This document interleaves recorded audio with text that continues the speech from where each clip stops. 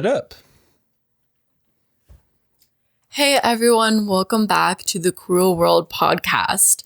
This is episode number 5. We have made it to 5 podcasts. Yes, we did. That's pretty crazy. Ideally, I want to be putting out more podcasts more frequently, but for now, we want to have quality research and, kind of get really good subjects going. So hopefully you guys are okay with the speed in which we are producing our podcasts. Yeah. But either way, we are happy to have made it to the 5th podcast. And we are so excited for this topic. To me, it just endlessly fascinates me. And that is the story of Amway, the original MLM, or the first MLM that really made it big and kind of set the path for all the other MLMs to follow. It is so fascinating. The people who founded Amway, the story, how Amway and the founders got involved in politics and how that influenced other MLMs. It's just mind-blowing. And we are going to be doing a series on this podcast or subject. Yeah, so something like that. Yeah, it might be 2 videos, maybe 3. Can't call it. Yeah. All we know is that this first episode is going to be about the founders and how they started Amway. And then the next episode, we're going to go a little bit into the political influence Amway had and still has to this day. So Amway, or like I like to call it, Scamway, is pretty much the foundation of MLMs. Nutrilite is technically, that we know of, the first MLM that existed that was built with this, pyramid form. Back in the prehistoric days. Yeah. But the MLM Amway kind of took from Nutrilite and made it their own, made some adjustments, and allowed the MLM structure to really flourish and grow. We're so happy about that. So first, before we get into Amway and how the business grew and became what it is today, the monstrosity that it is today, let's get into the founders, Jay Van Andel and Richard DeVos. These 2 dudes were great friends from the start. It's said that they knew each other since high school days and stayed close friends ever since. And when Richard DeVos was in his early 20s, after dropping out of Calvin Christian College, he served in the Army Air Corps in World War II, and is subsequently, according to military.com, so did Jay Van Andel. Good for them. Now, it's unclear what's going on with Jay's life, but there's not much info on Jay Van Andel. We're going to present what we know of him from our research, but there is quite a lot of information on Richard DeVos. And pretty much these 2 guys were just friends from a very young age, and both kind of had similar aspirations. They wanted to be successful in business. They wanted to, make money. That was their main goal. And you can see in their life that they were able to live true to that aspiration through their friendship, which they, were always kind of bonded together on their passions and aspirations. Hell yeah. Basically, bullshit attracts bullshit. Pretty much, man. All right. So Amway, of course, was created by Richard DeVos and Jay Van Andel. And they basically started it because of their continuous thirst for success, Mm-hmm. They would do a bunch of stuff. I remember reading it when they were in grade school.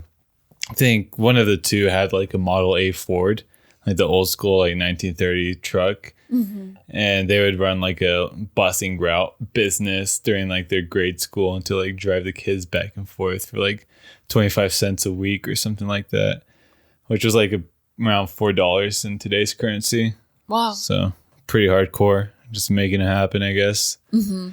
Then, of course, when they got older, they adapted and stuff like that. They tried running a hamburger stand and other weird stuff. They ran a boating service, a air charter service, which they didn't have licenses for that. They just said, oh, here's a boat. Let me try to sail it for people and stuff like that. I don't know. Didn't work out. Didn't bring home the bangers, And that's what's interesting about these 2 founders is a lot of other MLM founders that we look into, a lot of the times they were actually involved in an MLM.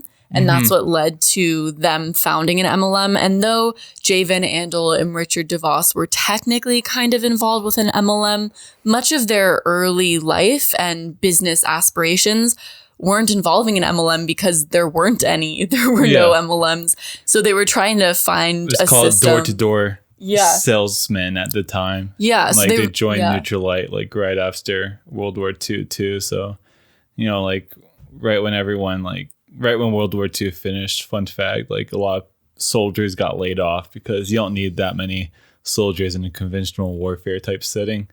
So they probably got laid off from the Air Corps. It wasn't the Air Force at the time. It was the U.S. Army Air Corps. And they got kicked out of the Army and joined Nutrilite. Yeah. Not like kicked out. Like, of course, it's an honorable discharge, but they did their time. Yeah.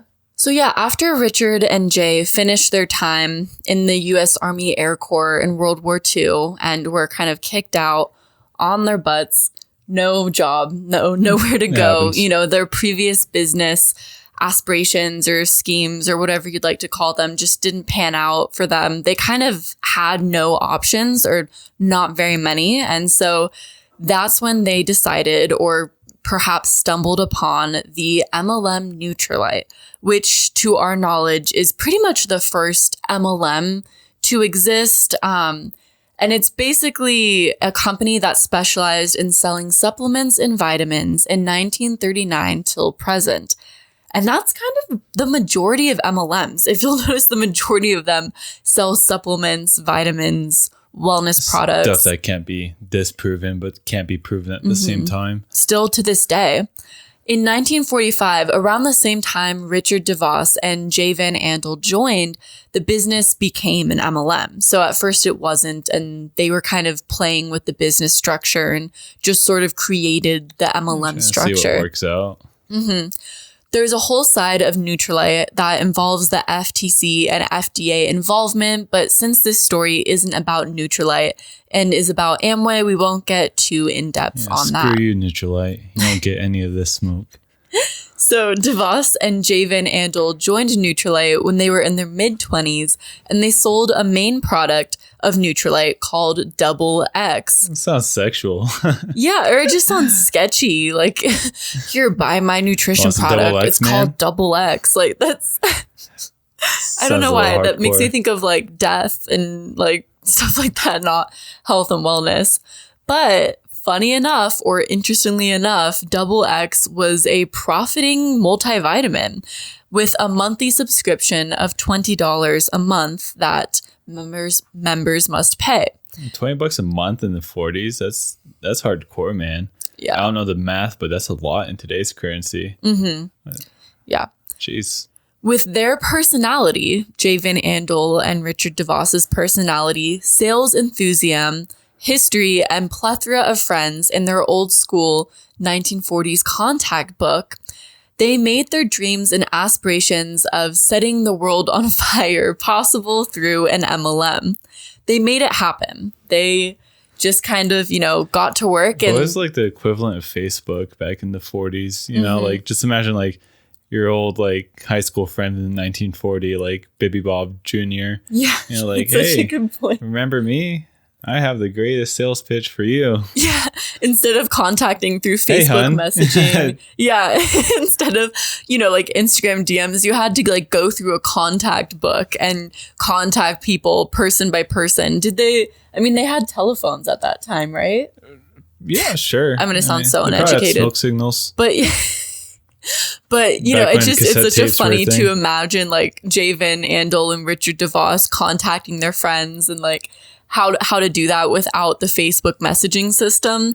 But I think that Jay Van Andel and Richard DeVos really saw an opportunity here. I think they were really the first distributors that was like, this is something that we can make a lot of money in, or like we could actually make this into something. And so did everyone else joining MLM. Yeah, but I think that they were like, one of the ones that really, really took it seriously and were able to gather a huge downline of people just through kind of hustling and making it happen. As we know. For the second run, I mean, like they started off in the MLM and they only sold one box. And really? Yeah, I get into it more. Okay. But go ahead. Yeah, I mean, like, as we know, the people who join an MLM early on, they have a much greater chance of succeeding because, the market hasn't been eaten up a ton. Whereas people that join later on, there's just such a low chance of you succeeding. Usually it's advantageous to start an MLM early on. Although, in my opinion, you shouldn't join a predatory business structure in the first place at all. But anyways, join an MLM, see what happens. No. See how much money you can lose. No. But the thing is, when Jay Van Andel and Richard DeVos first joined Nutrilite, they did not reach the level of success they thought they were going to. Within 2 months of quitting their business ventures for this MLM, they made a whopping 1 pill subscription sale. So it's not too much. They really weren't making that much success early on. And after all this hard work, they quit and started a wood distributing company called Ja Raw Distributing. Jari, something like that. It was like a mixed match name of like Jay Van Andel and Richard DeVos. Makes sense. No, they just came up with the name Jari Distributing.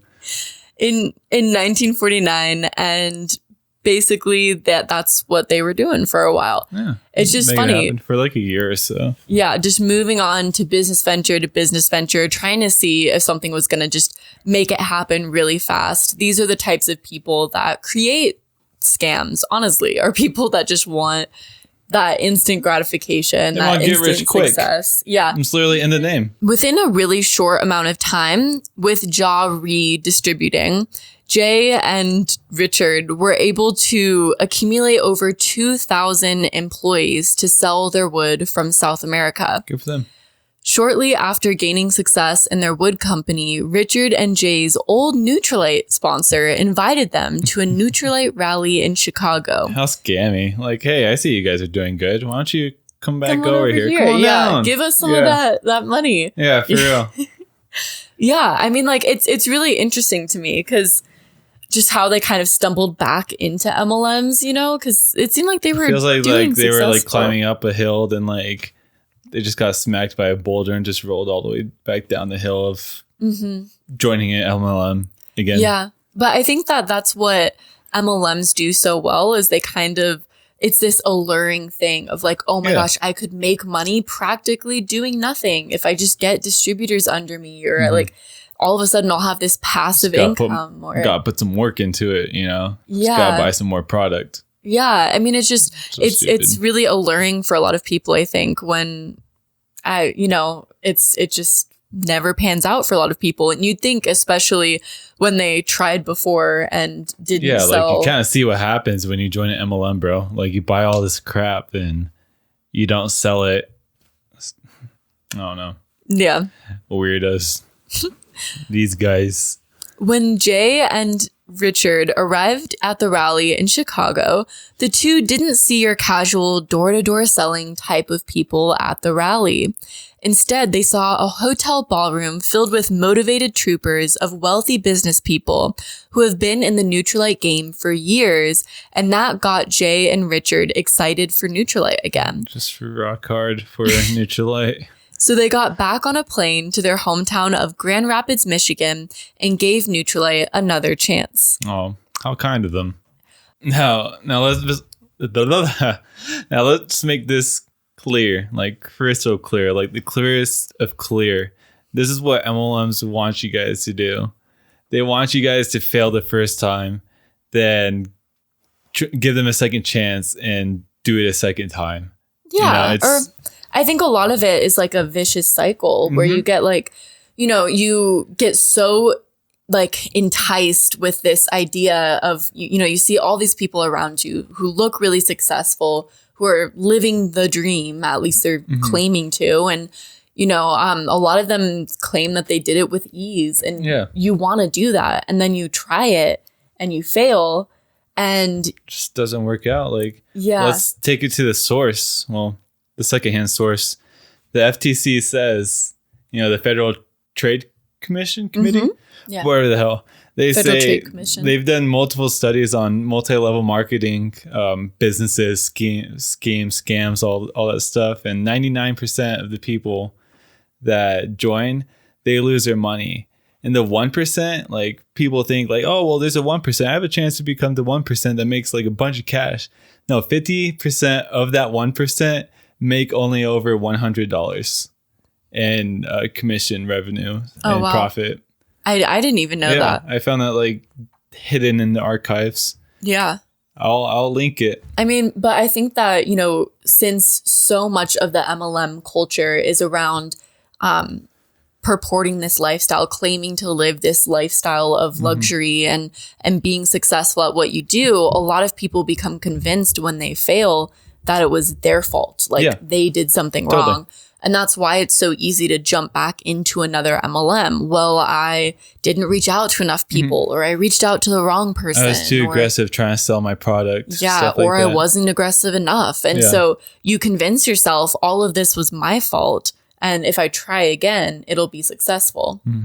Just sucks because like now since I know more about MLMs and stuff, like I grew up in like an MLM not household, but like I always remember my mom like having stuff like Juice Plus or like doTERRA and stuff, and like my grandma would sell like lip scents, stuff like that. I just remember looking back like, oh, okay, this is a weird. Yeah, well, I think a lot of that too is like, them wanting to support their friends or wanting to be involved in like, a group of people that, I think a lot of it brings especially about in a community. Christian household, because I grew up in a Christian household too. So it's like a bunch of people just together being like, oh, if you want to support me in my church, buy this or stuff like that. It's bullshit, honestly. Yeah. I mean, like, I think about, like right now I'm doing a video on Forex MLMs, and it's so interesting because the same amount of people, like the same types of people are kind of drawn into Forex MLMs. Like you look around and it's just like the same guys or the same chicks, like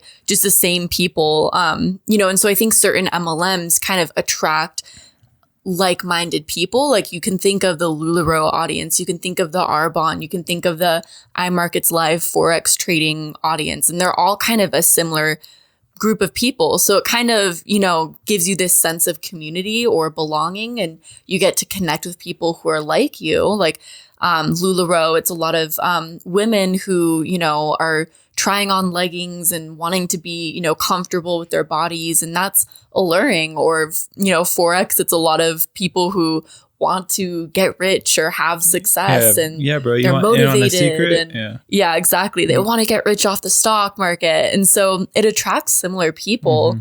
And, it's that community, but it's all for the wrong reasons. Yeah. I guess the moral of the story is, think twice before your old high school acquaintance hits you up with a money-making opportunity that I'm only letting you in on. Oh, yeah. It's funny. Nevertheless, despite Richard and Jay's initial failure at being MLM distributors, they saw the success of all of these other Nutrilite distributors, and it drew them back into the aspiration of being a successful Nutrilite distributor. Yeah. So they fly back to Grand Rapids and they push harder and harder for these networking or partnership parties. Networking and partnership parties is what the MLM world does to get a jump in their sales. We all kind of know this, the leggings parties, come on down. Does Cutco have parties? Am I mixing that up? Hey, you want to have a knife party? Knife party. Just show up with the machete. Am I getting that right? Anyways, Mary Kay parties. Yeah.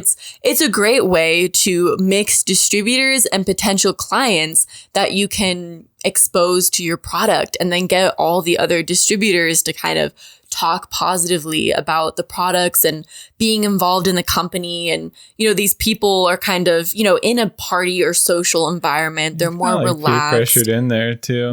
Like, oh, hey, well, since you're here, since I'm giving you free food and drinks, buy this. Buy XX. It is totally, I think peer pressure is a huge aspect of it, wanting to fit in with others. And then, you're kind of bombarded with all of girls these. Girls are doing it. Yeah. Cool gals.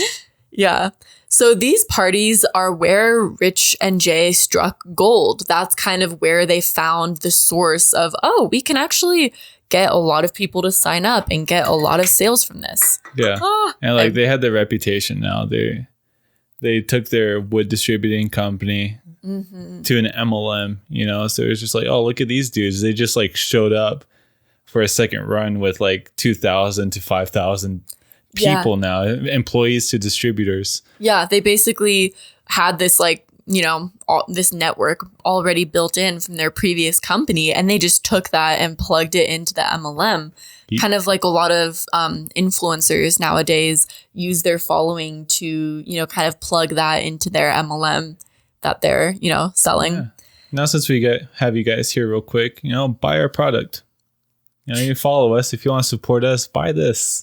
Yeah, or it's not even that. Friends. It's not even that. It's recruiting your followers to become distributors as well. Who does that? I forget. There's been a few. I mean, of course, there's Alexa Vega who does that, but that's a Spike lady, right? Hardcore. But according to interviews, according to interviews with Rich and Jay's early clients, they really just found their groove and they were able to find the right system, I guess, which doesn't mean that you will in your MLM. And please don't take from this story I just need to go back to an MLM and find the right system. Yeah. This was a long time ago, but they were able to kind of, figure out a way to plug in their existing employees' existing system and get that going into an MLM. Yeah. So DeVos and Van Andel really harnessed the power of their differences and similarities and capitalized off of each other in the MLM scandals. So they managed to grow their distributor count to over 2,000 distributors to almost 5,000 in just 10 years, which 10 years is kind of a lot.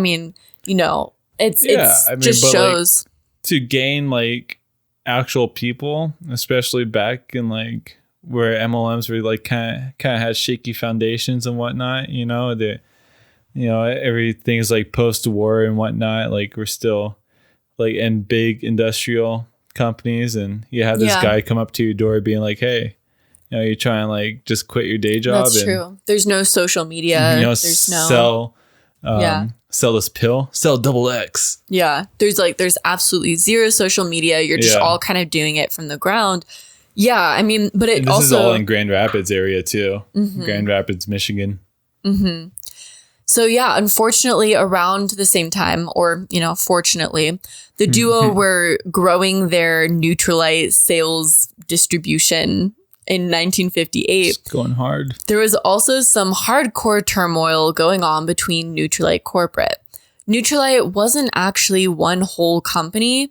Instead, they were two companies that went under the same name, which is kind of confusing. I think just in general, Nutrilite was experimenting with a lot of distributing practices and sales practices, marketing. And, it was just it felt like an experiment, like a social experiment. It was broken up into two companies. It was the actual founder where he had the product and he had the company that was distributors.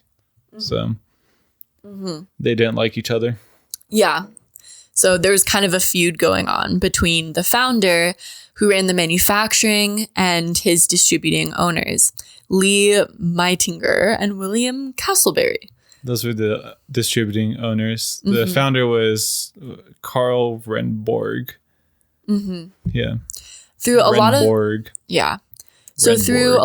of involvement from the FDA, there was a lot of effort to try and shut down Nutrilite, because there were high-level distributors that claimed that Nutrilite could cure diseases when it was clearly just a food supplement. A piece of crap pill. Sound familiar? Yeah. And it's just food supplements, they don't really put a lot of supplements or nutrients in it. It's mostly just clay. Yeah. The more and more I research into these topics, you just find that the same types of scams constantly repeat each other through history. And the claims and stuff too. The claims are almost identical. Always the same. Yeah. It reminds me of like how, periodically every few years, a new superfood or food supplement or like medicinal product will come out we that were just talking about this. We were talking like wheatgrass. Like wheatgrass is like so cheap to grow yourself and whatnot. And like everyone's like, oh, I'm pretty sure it has good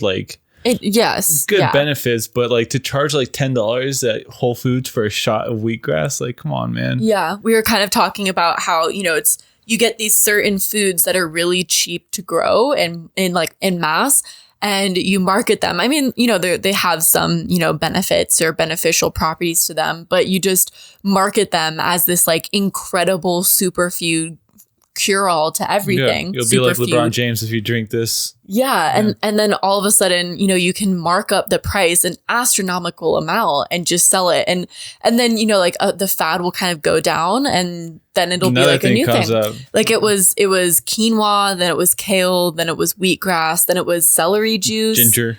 Or like ginger shots. And like all of these things are still, kind of sold in, health markets, and they're still considered healthy, but they just go through these like spikes and fads and then just die down after. I find that interesting. Same thing with diets, keto diet, vegan, like there's always, gluten-free, paleo. Yeah. It's really fascinating. And I feel like same with the diets and health supplements and all of that. It's kind of the same with scams. There's always a few ways that people scam others, and those pop up again and again throughout history.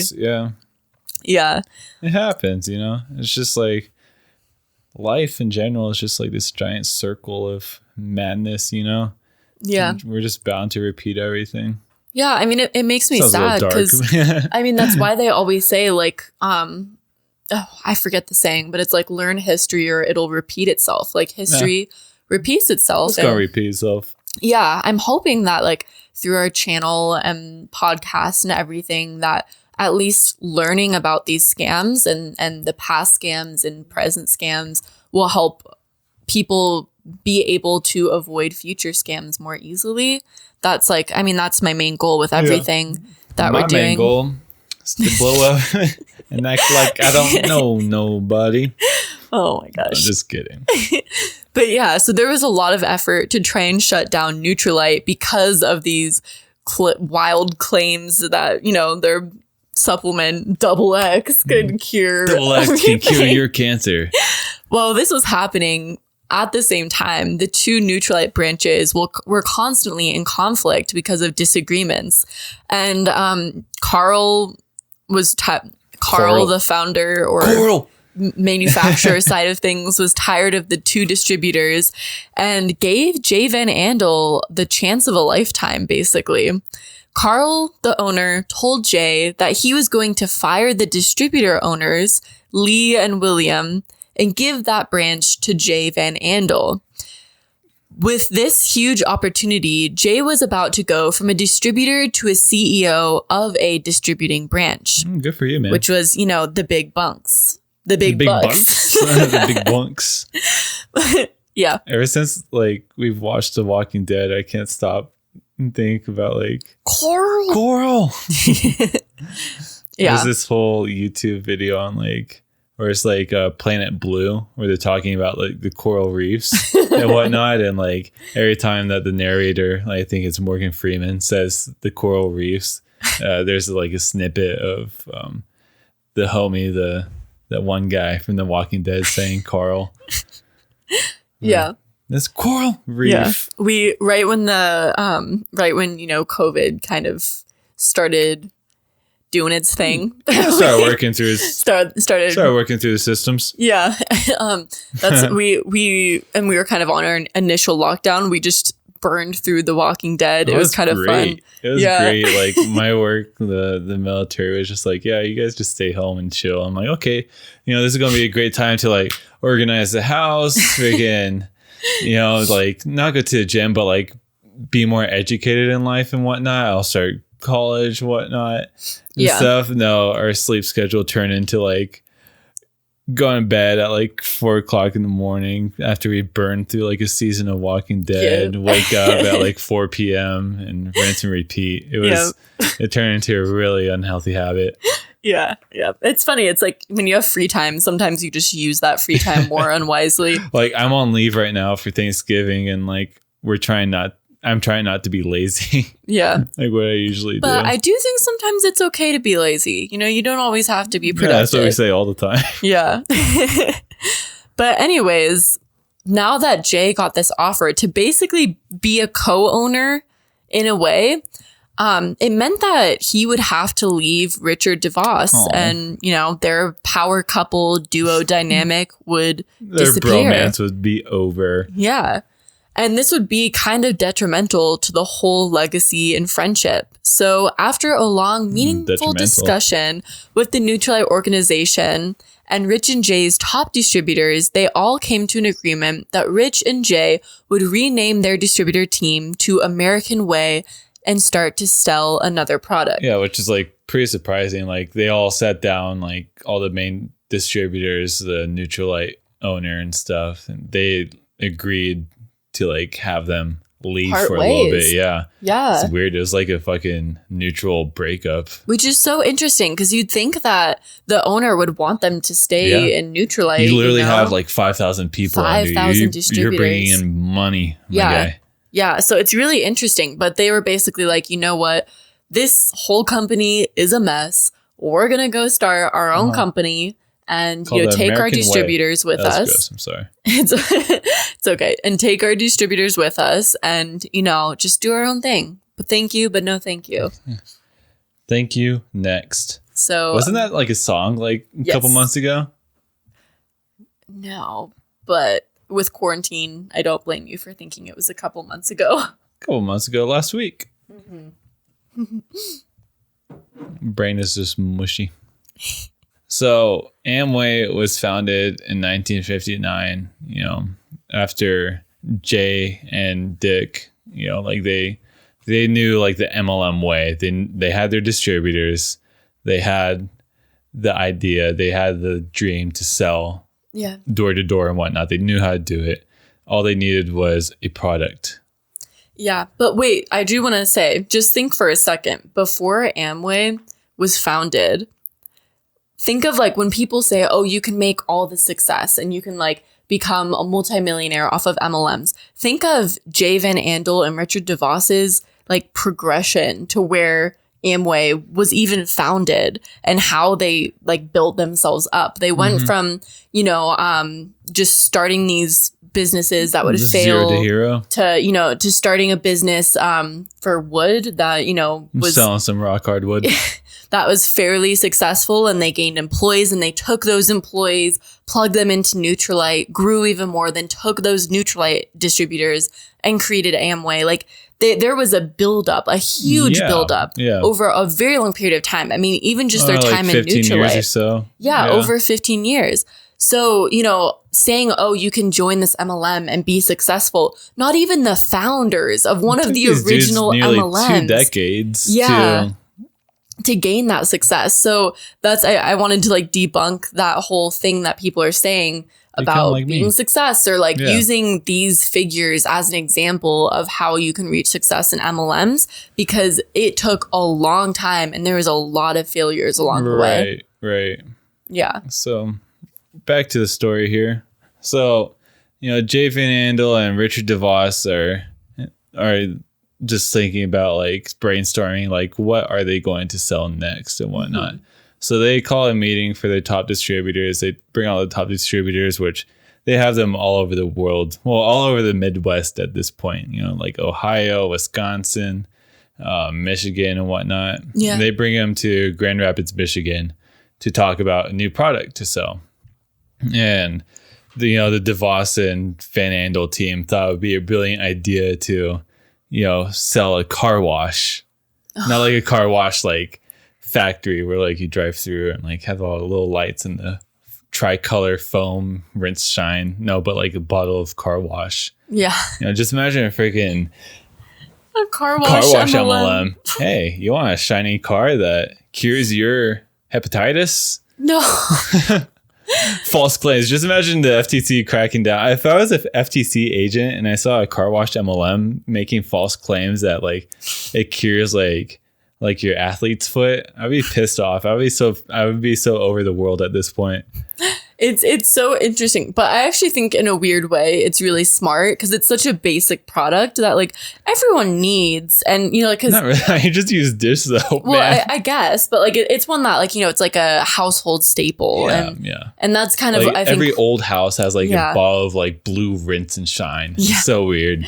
Yeah, I mean, like, you know, I think that's where kind of Rich and Jay's genius is they're like, okay, let's take this model, but sell necessities that people kind of need in their household. And that's a much easier sale to make because actually, funny enough, one of my favorite people to listen to in terms of like, you know, who he was a founder of Twitch, and he talks a lot about startups and business success and all of that. And I find it really interesting. His name's Michael Siebel, and he talks about,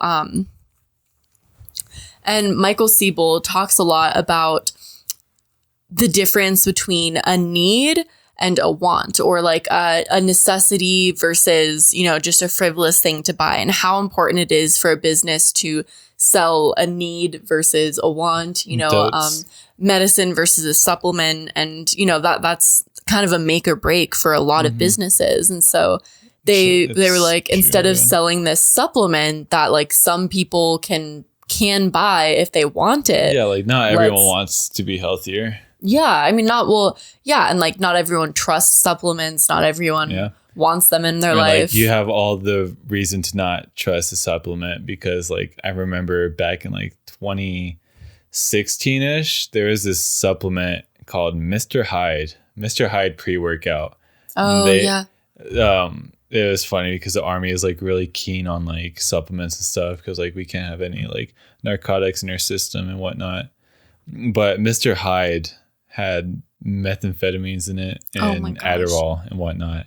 And there's like a bunch of soldiers like, you know, like popping hot on their urinalysis. And they're like, oh, well, this soldier, like, you know, like he doesn't take drugs or whatnot. And all these soldiers are claiming at the same time, like, no, we're not taking meth here. Yeah. And they were all taking Mr. Hyde's pre-workout. So they tested it and there was drugs inside over the counter. Oh my gosh. Pre-workout. Wow. So yeah, you guys have all the right to not trust supplement brands because they're not regulated. Yeah. And that's my biggest qualm with so many products is... You say qualm? Qualm. Wow. Yeah. That's a big word. When they're not regulated by any sort of like the FTC, FDA, just anything. I think the FDA is the one that regulates it. Yeah, the Food and Drug Administration. But but yeah, so you know, it's like that's really alarming. Same thing with CBD products. Like sketchy stuff has been found in some CBD products. So the basically long story short, or long story long, because this has been a long tangent. Yeah. Welcome to our podcast, by the way. Cool World Podcast. Like and subscribe. Yeah. Basically, you know, if you sell a necessity, it's a much easier sell to make. Yes. Whereas things that just aren't regulated, you have to, that's why so many MLMs jump to being like, this will cure your, you know, whatever ailment you're dealing with, whatever it is, this will be the solution to you. Because that's them turning a want into a need, into like a necessity. So Jay Van Andel and Richard DeVos were like, why not just sell the necessities? And their first intro into that was apparently car cleaner. Yeah. And they're like, but that was shut down. That was shut down so quick. Like the distributors were like, no, you're not doing this. But funny enough, a guy named Joe Victor from Ohio, Akron area, something like that, knew a guy. He was sponsoring this guy because you know how MLMs work as a pyramid. You have Jay Van Andel and Richard DeVos on the top, and you have like a row of like top distributors, and you have like distributors owning a bunch of people. So they probably have like oh god. But Joe Victor knew somebody that he sponsored who was his lower guy on the totem pole. Don't know what to call it. Downline. So there's like the upline and downline. Yeah, his downline over here. He knew an insurance guy that was his downline that had this really cool product called Frisk, which was an organic cleaner concentrate. Interesting. Or concentrate. So it's organic, which kind of brings about that whole audience. Natural. And, like, you can drink it. Yeah. No, do not do that. Inject it. But Richard and Jay, they thought this was a great idea. So they're like, okay, bring this guy up here and bring him up here as if it's a literal pyramid. He has to climb up to the. Tell him to take the escalator, get out, take the stairs up to the top. Okay, level 5,000. But yeah, so they got a hold of this product called Frisk, which is like a little vial of like green substance, and they're like, oh, this is great. So they got a bunch of this from the manufacturer, the Frisk manufacturer, and gave it to all the distributors. Not gave it, I mean, they sold it to the distributors so they could make money. Well, that's what's so interesting. I mean, when people talk about MLMs and why they're not pyramid schemes, they talk about how like, oh, well, pyramid schemes are, they don't have a product. You're just putting, funneling money down a pyramid. And MLMs are illegal because there's a product here and we're actually selling a product and distributing a product. But the thing is, when you look at the story of Amway, they were able to just plug in whatever product. It could have been like condoms. Yeah, it could be whatever. They just plug it into their distribution system and make money from it. So if the product is irrelevant, is it really not a pyramid scheme, or is it just a pyramid scheme with a product? Yeah. Hell yeah. And yeah, so with the sales, not the sales, but like the script that they all gave their distributors and whatnot, and the product, and like told them like, oh, this is organic cleaning concentrate and stuff like that, it just blew up. It just blew up the roof. It got to the point where, they outsold the manufacturer. Like they were selling so much Frisk that the manufacturer Frisk couldn't keep up. Yeah. So Richard DeVos and Jay Van Andel. Frisky for Frisk. Yeah, they're a little frisky. Sorry, that was a cheesy joke. You're so lame. But Amway bought the legal rights to Frisk, their secret Krabby Patty formula, and started they found a bigger manufacturer to make Frisk, and they renamed it LOC, which stood for Liquid Organic Cleaner. I like Frisk so much more. Frisk, yeah, it kind of reminds me of Tang. Tang is a good drink. I like some Tang. You gotta go find some. I don't think I've ever had Tang. The orange, it's like orange Kool-Aid. No, the stuff that he has consumed in his life is so bad.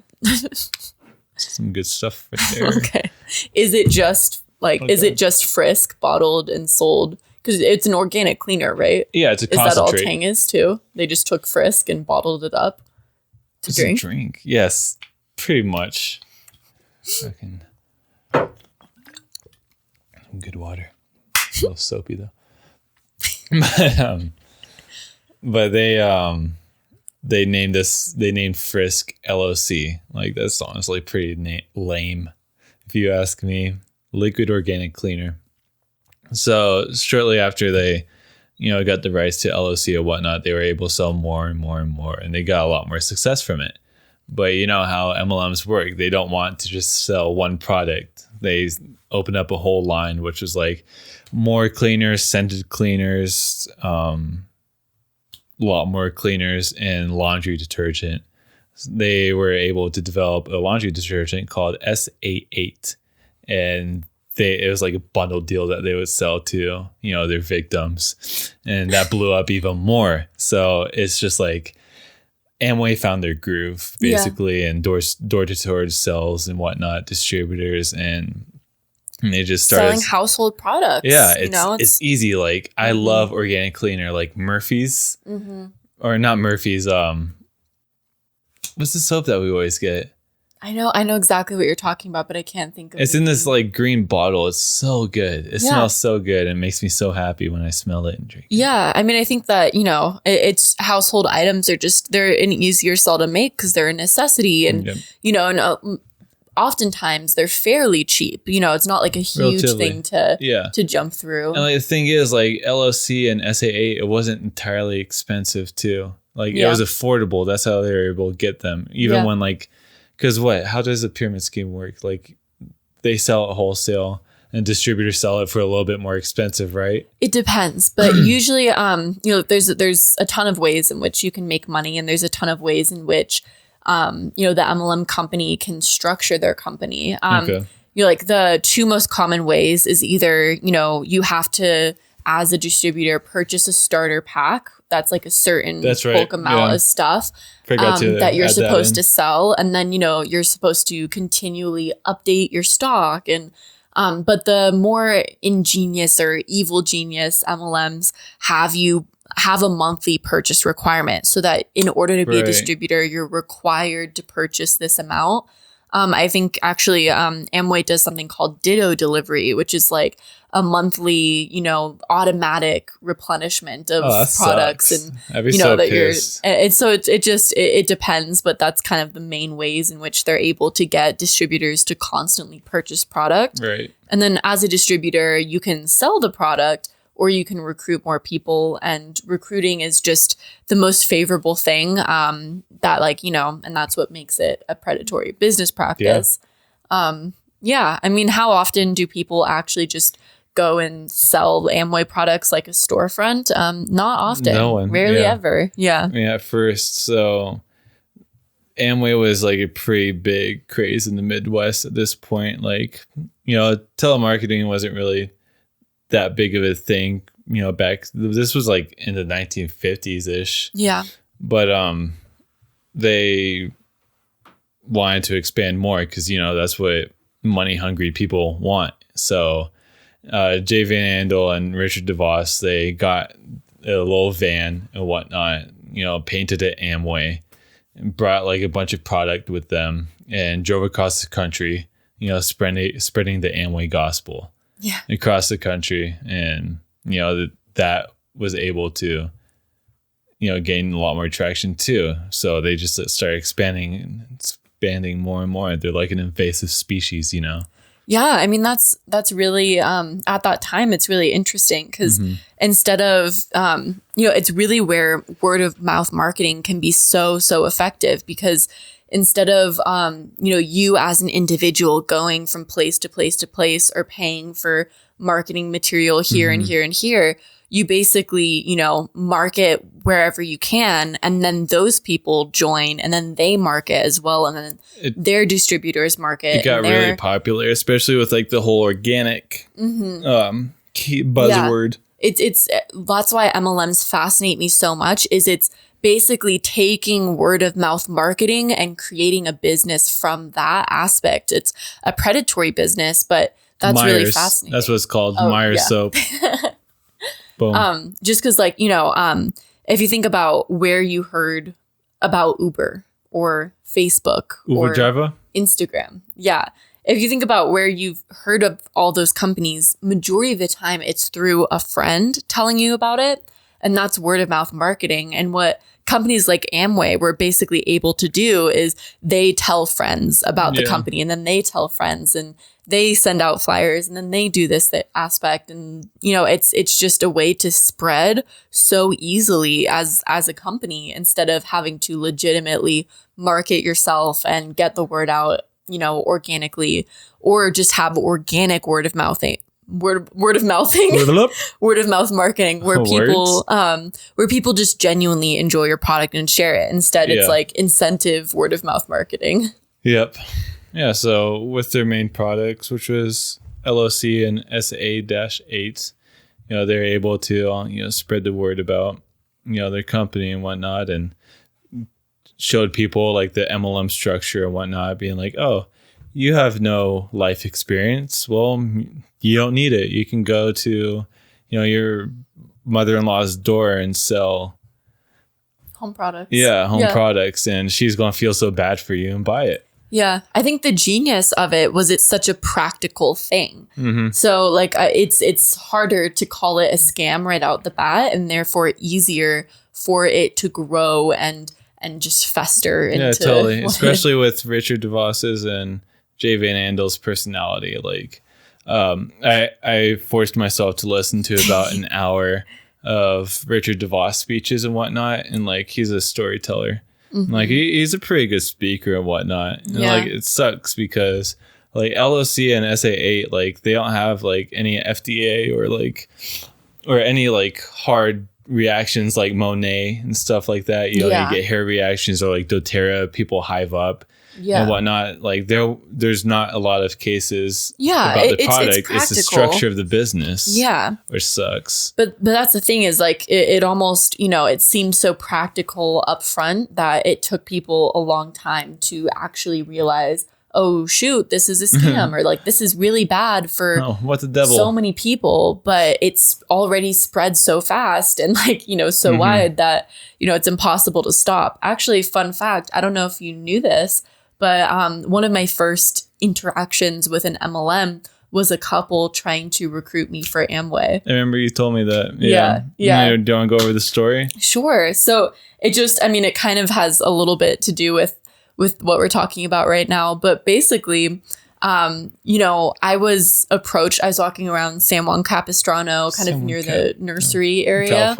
In California. Yeah. And this couple approaches me, and it's like this adorable couple, really young, with their baby. And they're like with their baby, and they approach me, and they're like, oh, hey, like you seem like a nice person, and kind of just chatting normally. Like the woman was like, where'd you get your dress? And like being really nice about that. And, you know, like it was at a nursery, like a family setting. So it was like, you know, very casual. And so I was just chatting with them, and they're like, you know, you seem like a really nice person. You know, I was like, I think 17 at the time or something like that. And they're like 17 or 18. And they're like, you know, we've been really successful in our business. And we were wondering, do you have a mentor? Or like someone that like mentors you on business? Yeah, Jesus Christ. And I was like, I was super interested in business. And I was like, so, you know, I was actually studying business, and like that's what I wanted my major in college to be and stuff. And so I remember that. I was like, oh, no, I don't. But like I'm super interested. And they seemed really nice and genuine. So I was like, yeah, sure. You know, I'd love for you guys to mentor me. And they got my number, and they were like texting me, and they're like, let's meet for coffee. And they met, and they're like, you know, they gave me the Rich Dad, Poor Dad book by Robert Kiyosaki. And they're like, we're going to help you get to like riches. And, you know, and like, that was the first thing. And they're like, read the book. Real quick, I hate it when people say riches. Like, it just reminds me of Aladdin for some reason, when like swimming in gold. I don't know. Comment if you guys feel the same way when people say riches. That's how I feel. Yeah. And so, so that was the first meeting. So like, it's very strategic. We're there like as mysterious as possible. They're like, read this book, tell us what you think. With, you know, we've been able to have this system where we make a ton of money. Our mentors made $24 million, and we're able to retire at the age of 26. And I don't want to retire at 26. That's just depressing, man. And we're like so inspired by them. And so, you know, like this is our goal is to do the same. You know, and so it's they give you all this like hope. And I was like, oh, this is really interesting. I know nothing about business. Maybe they do know the secret, or maybe they have figured something out. Maybe there is a secret. Yeah. Right. And so I read the book, and then they're like texting me really aggressive, wanting to meet up again and wanting me to go to a meeting. Oh. And it's kind of like a grooming process, man. It is. Yeah. That's such a good way of putting it. It was a total grooming process. They make you feel comfortable, and right when you're vulnerable, they snap. Yeah. So I was already like my suspicions, I was getting kind of the creeps at this point because they were just so aggressive with me. So I was like, oh, okay. And so then like I, you know, meet with them again because I was still kind of curious. And they're like, they bring up this concept, and how they described Amway is they were like, well, basically imagine that you owned a ton of different stores, and then you were able to buy from your own store and like support yourself. And that's how they described it. Is like you own a bunch of like all the companies that like are the companies where you get all your necessities. Okay. You buy from those too. Oh. And you own all of them. And that's how they described Amway, is that you basically own your hair care stuff, own your home care stuff. Yeah. Like if I put $1 into my business, I'm going to get $1 back. You don't make any money from your store. It was really bizarre. If you buy your own product. But like the thing is, when you're like, I was like, I'm pretty sure that makes zero sense. Yeah. But the way that they described it as if like they were so dead serious. So like woke. This is how it works. And they were also so vague about it that I was like, is this something? Like, what are they talking about? Is it that easy? Yeah. I'm like, what are they talking about? Like, what is this? Do you know what weirds me out, though? It's just like when we have stories of like us talking to random people, like with like the state of the world right now, it just creeps me out just like thinking about talking to someone in person that's a random stranger. Oh, yeah. Just like, especially with all these like stories of MLMs and no, scams. I'm talking about COVID, Mass. Oh, COVID? Yeah, COVID. Like talking to someone now just creeps me out. I mean, we talk to people all the time. But not like that. Not like in a close setting without a mask. Yeah, I guess so. Yeah. But yeah, so basically what ended up happening is I was kind of intrigued, but I was also just like, at this point, like these people are weird. Something weird's going on here. So I think I Googled like rich dad, poor dad vibes scam aren't right. or something like that. And I found a Reddit post actually talking about Amway, and everything the Reddit post described was exactly what I was experiencing. Just didn't pass the vibe check. Yeah, I looked into Amway, found out more about it, and that's when I was like, okay, no, I'm not interested in selling soap to my mother and like trying to get people to join my business. That's not what I want to do. But this is where it gets really creepy. So I try and shake these people off, and they just are so aggressive and continue and continue. And so I just have to kind of, completely ghost them. But the problem is, since they were so kind, I was like so trusting of them. Initially, I had told them about like where I work and what area I live in. You just and leaked they were like, all your information. oh my gosh, I live in that area too. Loose lips sink ships. Yeah. And they were like, so, like, oh my gosh, I live in that area. Oh my gosh, I go to the grocery store right over there. Yeah. And so they would show up to my place where I worked to try and continue getting me to join Amway. And it was so creepy and so like inappropriate. And it's like, if someone is showing up to your place of work to try and get you to join their business opportunity, automatically that's so unprofessional. No legitimate person would do that.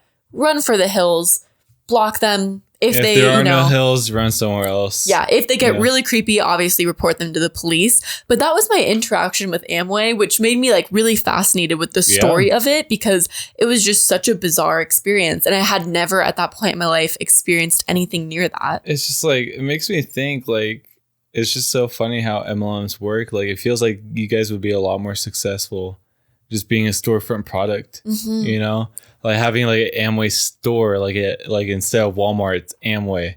Yeah, it seems a little bit more catchier than Walmart, if you ask me. Yeah, I mean, it's interesting. I think, like you I guys said, want to be that corrupt. A lot. I mean, marketing is extremely hard. I mean, from at least my experience in starting a business, like the hardest thing is just getting the word out, having people be aware of your business, but then also go through the sales funnel and make that final purchasing decision of like, I'm going to purchase from this business. It's so challenging that I kind of understand why companies resort to being an MLM or becoming an MLM, because it's so much easier to market your product. You basically have to spend almost no money on marketing. And so I can understand why companies are drawn to the MLM business structure, but it just does so much damage that you just, at this point, I can't justify anyone doing it. I can understand why people make MLM companies, but I don't think it's justified, if that makes sense. Yes. Yeah. A little tangent there. Yeah. But hey, that's what this podcast is for. Yep. Just us being us, kind of, sometimes with a little tad of information. Yeah, a little tad of uneasiness. I'm still getting used to the camera and mic and stuff, but I'll get there, guys. And I'm a little too comfortable. Just kidding. What? And I'm a little too comfortable in my PJs and COVID-19.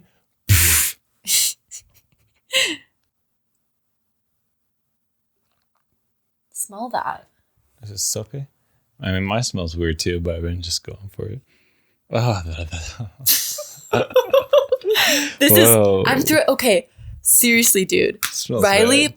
Okay, so my brother is a bodybuilder, and when I so lived with my brother and my dad, my biggest pet peeve is, and let me know if you guys have experienced this, but he would, make the pre-workout or his protein shake, or both at the same time, leave the protein shaker bottle closed, and then bring it home, set it on the counter, and never wash it. And then when I would get around to doing the dishes, I would open up those shaker bottles, and the worst smell you could ever smell in your life just like wafts into your nose. And it's the most traumatic smell in the world. And he does it too. Riley does the same stuff.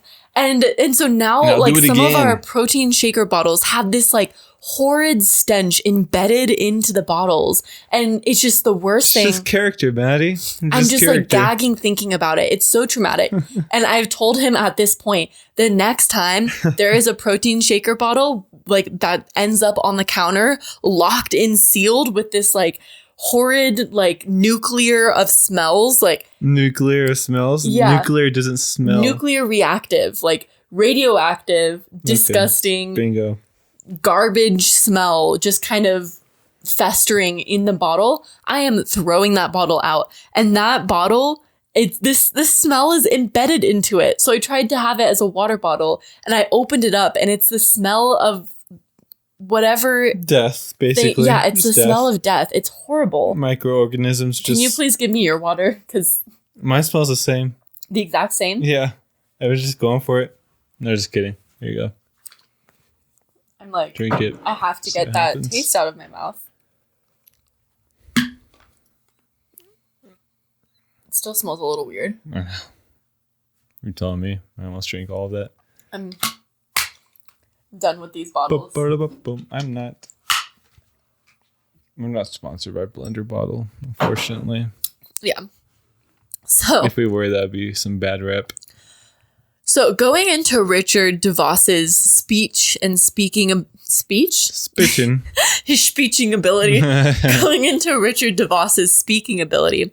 Basically, Richard DeVos's charisma and his ability to network with people was a huge reason for not only Amway's success, but for its ability to continuously evade any sort of legal examination, evaluation, guidance, guidelines, any of that. So Richard DeVos was invited by the National Association of Junior Achievers to give his motivational speech called Selling America, which is so funny. With Canadians. I mean, it was the Canadian and American Association. No way. Yeah. It's just so funny because it's like, it just once again leads to all these MLMs that have like motivation and like motivational speakers embedded into their, what are they called? Conferences and gatherings. They'll have people like Gary Vee, who we love so much. Yeah. Rachel Hollis. They'll have people like that on, in their conferences. And it's so interesting. Motivation and these gurus are embedded into MLMs, and Richard DeVos kind of was able to catch on to that in this early years of the MLM world. Yeah. So We're in he the mid 50s at this point, or 60s. I don't know when this speech came out. Yeah. So he gave his speech to an audience of thousands of young Canadian and American entrepreneurs eager to make cash. Make that dough. DeVos basically goes on this whole rant for about 20 minutes or so, talking about the interactions he's had with different types of people. And after his little story, he somehow ties the story into how fortunate everyone is to be in a free enterprise and how great it is to not be in Soviet Russia. It is weird, like me watching this, like as I'm scripting, like I'm just like hearing what he says and just like typing what I think and whatnot. And like the only thing that I've gotten from like his whole spiel, which is like so memorable, like it's like highly regarded. Yeah. Like to the point where President Ford, he wrote this down in the Library of Congress. Wow. Like that's how influential this speech was. I didn't think it was that good. it kind of seemed like asked to me. It's just like, I saw a mailman and I saw him as I was drinking my macchiato. And I said, thank you for being a mailman. And the guy was like, are you on drugs? And I said, no. And he basically just talks about these interactions, like pretending like he's a normal human, when we know deep down he's just a lizard man. But no, it was just a stupid speech. Like, fight me on it. I dare you. It was a stupid speech. Well, I think that it's very interesting that back in that time, like, nationalism in America was so important, we just and got out of a war, and this value of capitalism. The World War, actually. Yeah. The second one. Yeah. Because the first one wasn't good enough. Yeah. And so, like, this value of capitalism and the importance of capitalism and how amazing America is were, like, incredible, important talking points at that time. So, basically all you had to do was get up on stage and be like, capitalism is amazing. America is Soviet amazing. Russia sucks. Soviet Russia sucks. I'm a rich dude and you can be one too. That's the American dream. And all of a sudden you're an inspiration for millions. And where the president is just like doing stuff too. Yeah. And I think at this point, so many people have been disillusioned and disenfranchised that we're not bought so easily. Some are, and we're dealing with the consequences of that currently. But for most of us, we're kind of like, okay, no, we see, these people sell the American dream through MLMs, through stock market scams, through get rich quick schemes. We see people, who penny stocks to this day. Penny stocks are so useless. Yeah. We see people who work to go to college and, get into a ton of debt and then get out and aren't really able to find any jobs or opportunities. And, I feel like for a lot of people who are dealing with that at this moment, to hear like, America is amazing and, capitalism rules and I got rich and you can too. Like, a lot of us are just over that story. And I think that's why so many people are speaking out against stupid scams that don't work for the majority of people. Yeah. But at that time, a lot of people believed in it, They're like, why would they not? Like, oh, this dude got rich. I can too. Totes my goats. So Richard DeVos, with this amazing speech, was able to get all these young people riled up on making capital and free enterprise. And his speech got so much recognition that President Nixon used his speech as a base for capitalism, allegedly. Interesting. Allegedly. It wasn't 2 secondhand sources. Yeah. It was a basic speech. But it was easy to, get people excited, know. So the main quote of Richard DeVos's speech was that only through fostering private enterprise can the United States capitalize over its basic advantage of communism, which is really fascinating, especially when you look at Amway and kind of how it progresses throughout history and its influence in politics and the DeVos family's connection to politics. It's really fascinating. But it seems like it's just an interesting thing now looking back and reflecting that America's main redeeming quality or greatest value is capitalism. Communist. Yeah, is that we're not communist and that, it's capitalism. And Amway itself and the very structure of it is this idea that only the 0.01% succeed at the top of the pyramid. And that's basically their success is based on everyone else's failure underneath them. It's an interesting comparison to me, Amway and America as we know it today and capitalism, where at this moment, it's late stage capitalism where there's a huge divide in wealth. The top 1% own just an astronomical amount of wealth, and there's not a free flow of capitalism. There's not a free flow of money. What are you going to do with all that cash, man? There's just a ton of people at the very top 1% holding on to the majority of cash. And then you look at Amway, the majority of the top 0.01% of people are holding on to the majority of cash. I find it really interesting that the similarities between the two and how Richard DeVos and Amway kind of stands for America and what it is and what it has become in a lot of ways. Rest in pepperoni slices, man. I mean, I hope that didn't get too political. I think a lot of it is based on facts and, but I just think it's really interesting.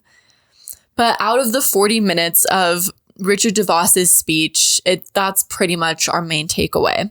So by the end of the 1960s, Jay and Richard were pretty well known across the country for their... You open up a giant speech, that a president endorsed practically. Yeah, basically. Infamized. Like everyone's like, oh, who is this? Yeah. Who is this founder of Amway and whatnot? Yeah. So they just...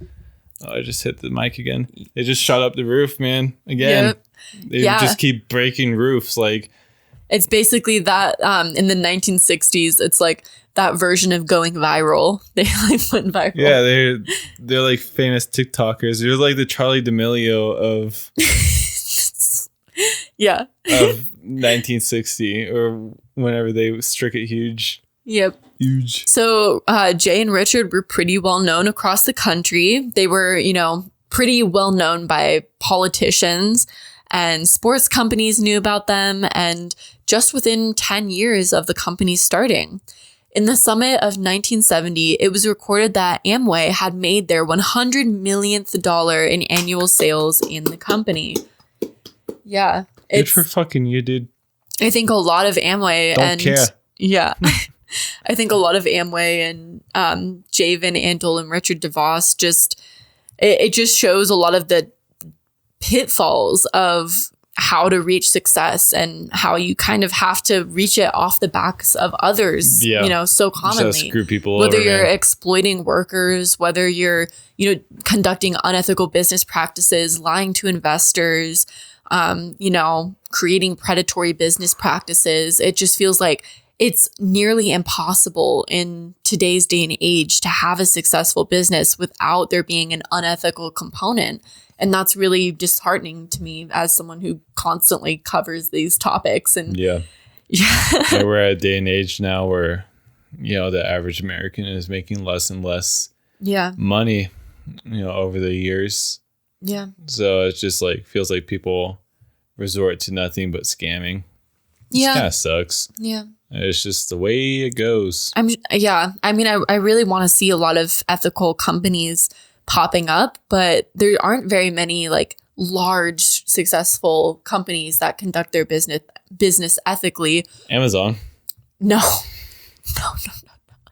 And even if companies try to conduct their business ethically, there's so many moving parts that a lot of times they end up finding out it's like The Good Place, like where they break down like where a good deed really isn't a good deed, because if you buy an organic tomato, you're like starving a worker or something like that. Unintended consequences. Yeah, unintended consequences. Yeah, we finished the series The Good Place on Netflix, right? Yeah, sure. Speaking of companies, large companies, but it's a really interesting. It talks a lot about like the moral implications of living life, how to live ethically and morally, and unintended consequences and your actions, and yeah. Anyways, so funny enough, right when Amway made their $100 millionth, the FTC took note of that. They're like, "Oh, what's up, guys?" So the Amway underwent a 5-year investigation to see if they are a multi-level marketing scam. To see if they're fraud and whatnot. And unfortunately, in 1979, when the investigation closed, the FTC found that Amway unfortunately wasn't a multi-level marketing scheme. A pyramid scheme. Yeah, a pyramid scheme. Which they have tested positive now. They are confirmed in fact a pyramid scheme. Really? By who? FTC. Really? Oh, I don't know. I just assume so. No. They're still not considered a. No, that's why they're still in existence. Oh, that if something sucks. is considered a pyramid sorry, scheme, viewers. If something's considered a pyramid scheme, it gets shut down by the FTC because pyramid schemes are illegal. Snap. MLMs are not illegal, so they're allowed to continue operating. Hey, and the reason why. Every day. And so it's okay to be an MLM, but not a pyramid scheme? Yeah. That's weird, man. Yeah, and like the thing is, and that's why people have gone to talking about it, because the thing is, like, MLMs are just as dangerous, just as predatory. A lot of people lose money, but they're not technically illegal. So, you have to talk and spread awareness about it. That's why I think the anti-MLM movement really popped off because, no one was really talking about it and no one's shutting down MLMs. Some MLMs are, shut down and determined pyramid schemes, but I mean, it seems like they get hammed up for other stuff though. Like LuLaRoe got messed up for, like not fraud. Actually, fraud and tax liens they got messed up on and they took a pretty big hit. Yeah. And but stuff. Other companies are determined to be a pyramid scheme, and even some states will determine that certain companies are pyramid schemes. But overall, it's just such a vague process and complicated process of determining that an MLM company is a pyramid scheme. Right. Largely in part to Amway and these rulings that Amway went through with the FTC. A lot of that has paved the way for other MLMs to be like, no, we aren't a pyramid scheme because we have a product or we don't have income claims or having a distribution system isn't the most important aspect. It's the product. Like there's certain things that Amway was able to say this is more important. And that has led to other companies being like, no, this is more important. And that's why we're not a pyramid scheme. Yeah. If that makes sense. So after the investigation, the FTC just slapped them on the wrist. They weren't deemed as a pyramid scheme, but they were slapped on the wrist for saying that. What are you doing? Yeah, I know. Okay. Just messed up my flow, dude. Sorry, I just thought you were skipping over that. No, I was literally about to hit that topic until I hear. Okay. Okay. Just recircle back. Yeah. So.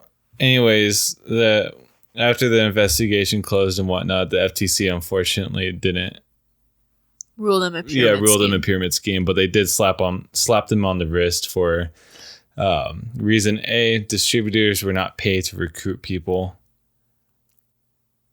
Okay, I'm back now. Okay, so Amway, when the FTC finished their investigation and whatnot, the FTC ruled them not being a pyramid scheme for the following reasons.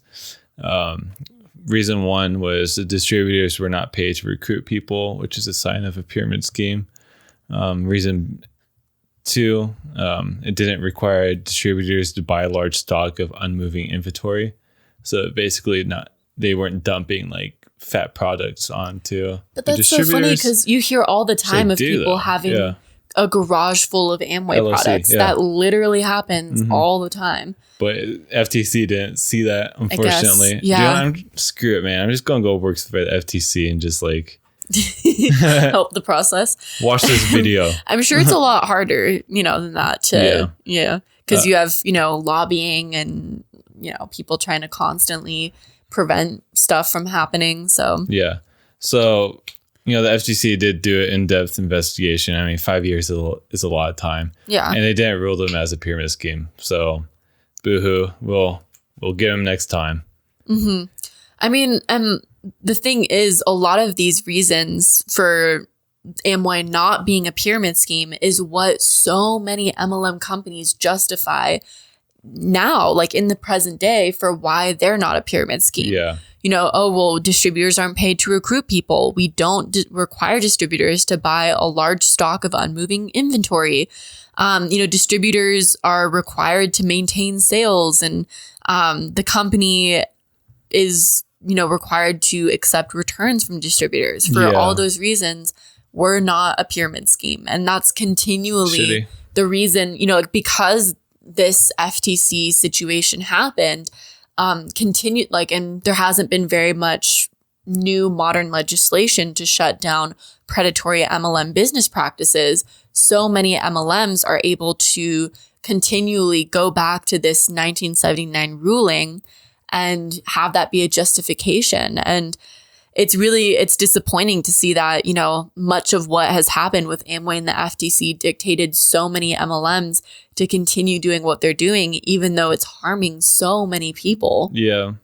It just sucks. Like the only thing that the FTC did find wrong with Amway was price fixing. And exaggerated income claims. Exaggerated income claims and whatnot. So they told them no more doing that, and pay us a couple $100,000. And they did because they're a multi-million-dollar company, billions at this point now. Yeah, but they paid up their dues and they're not doing that now. It's so frustrating because they 100% still, maybe I'm not quite sure about the price fixing, but they 100% still make exaggerated income claims. Lower distributors probably do. It's just through word of mouth. Yeah. So it's not easily tracked. That's the hard thing about MLMs too, is it's so hard for the FTC to crack down because there's not a paper trail for them to easily follow, especially since most of it is through in person. You know, if you're doing parties, like the couple that tried to recruit me, it was at a coffee shop that they were telling me their friend made $24 million. It's not like you're recording it. Retired it. And, you know, and so it's all of these vague claims through, you know, in person that are so hard to track, where these companies get away with making income claims all the time. Yeah. But that's basically it for this part of the video. You know, we basically just broke down like the pretense of Amway, you know, the DeVos and Van Andel, you know, power couple, Batman and Robin, infamous duo, you know, like them trying to become like businessmen and not joining Nutrilite, then not, you know, joining Nutrilite again and becoming a top distributor and whatnot, forming Amway and whatnot. Like their process. This is like what the first part of the video is for and whatnot. Next part 2 will mostly be not like FTC involvement, but like other lawsuits that were filed against them and whatnot, which and there's multiple in their political stance and whatnot, and some more rants and whatnot. Yeah, and whatnot. Did you know I was going to say that? I chose not to say that. Why'd you have to say that? Editing Riley will see how many times you said whatnot, as well as the audience. Fuck you, man. Sorry.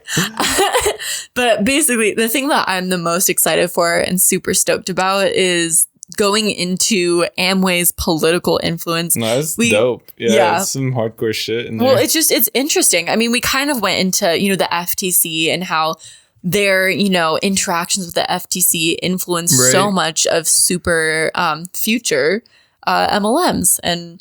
But there's just so much else out there, and how Amway has involved themselves in politics, and that's super fascinating claws to me. Deep in there, boys. So I'm really excited to dive into that in the next part of the series, and that's and I'm looking forward to scripting it. So we're about to go to Vail, Colorado, COVID safe for the next few days, so that's exciting.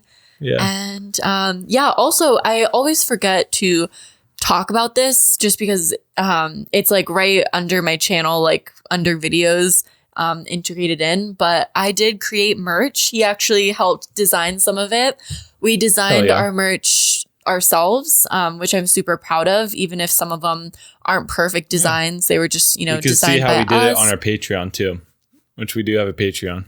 Mm-hmm. You want to make a video on how we design merch? Okay, cool. Yeah. So we have to make that video, so you can't see it yet, but but it's there. But no, it's not. I can tell Riley's tired. He has like a gloss in his eyes. Boy, I've been tired. But basically, we have merch, and if you want, check it out. It's ethically created through Teespring's Conscious Collection, which was really important to me. We designed it ourselves. A lot of it is like inside jokes on the channel or just cool designs that we like. So if you want to support the channels, definitely check that out. That'd be cool. Like if one day we become like a Titty Fresh. Yeah, I don't know if my design abilities are that great, but we can make it happen. Actually, he designed a really cool design, so maybe he has more talent in that. For this whole podcast. Oh my gosh. Yeah. There's goofies coming in our cat. Some purr ASMR in here. Is she purring? No, not even. She's just confused. She's like, what? But she looks so annoyed. Well, anyways, guys, thank you so much for joining us on our 5th podcast and on this journey. A special day. Yeah, we're having fun, and I think, you know, getting better and better at podcasting. And I'm just kind of, you know, enjoying the imperfections too, and just proud of the fact that it's just us two making this happen and trying to, you know, do everything, I guess, in a non-overwhelming way. And so It's overwhelming. What are you talking about? So like it's literally last night need to finish this video. Oh yeah, it's been there's definitely a lot process, on our plates, but we're happy and we're having a good time, and we appreciate all the support and knowing that we're just kind of it's just us being us, and people like and accept that, and that's really cool. Yeesh. I usually we have like a comment thing, but I'm not sure what to comment. Maybe if you got to the end of this podcast, comment your favorite emoji. Is that super lame? It's basic as hell, man. It's super basic. Okay. Yeah, comment your favorite. I don't know. Ooh.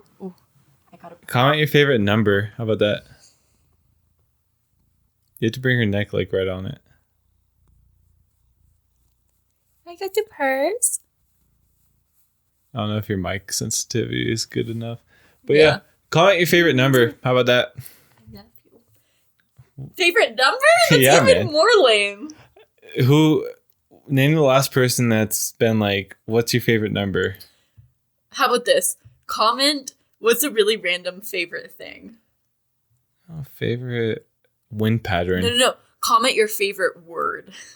Just a random word. Indubitably. But yeah. Yeah. Comment. Okay. That's the one we've settled on. Comment your favorite word. Toast me goes. And don't forget to like, subscribe. Click the little bell if you're in a good place right now. Subscribe to our Patreon. Yeah, and also we really really appreciate all of those who do watch to the end. I think that's really amazing. Here, let me bring my mic closer. I don't know. I just think it's really cool the fact that people listen to our rants for as long as they are and find them interesting and fascinating. It means the world. And as far as like our Patreon goes and stuff, we have like an awesome community on there, and I'm really grateful for that. Shout out to Mark, our moderator. Yeah, Mark shout out Ramos to there's some really awesome people there. Yeah. Eden, Sid, I love it, but also do not ever feel obligated to, especially now during COVID and all of that, do not feel obligated to join our Patreon. I think it's really important to communicate that. We never want you guys to feel like you owe anything to us rather than just your listening and your support and your we're here for you guys. Yeah, and as basic as that sounds, like we're here to just create stuff that we love, put it out there, make it as accessible as possible, and we just appreciate people who even just do as little as like and comment or subscribe to us. Like that means the world too. Or dislike too, because those dislikes help with with pushing it out there too. Yeah. Anyways, this has been the longest outro ever.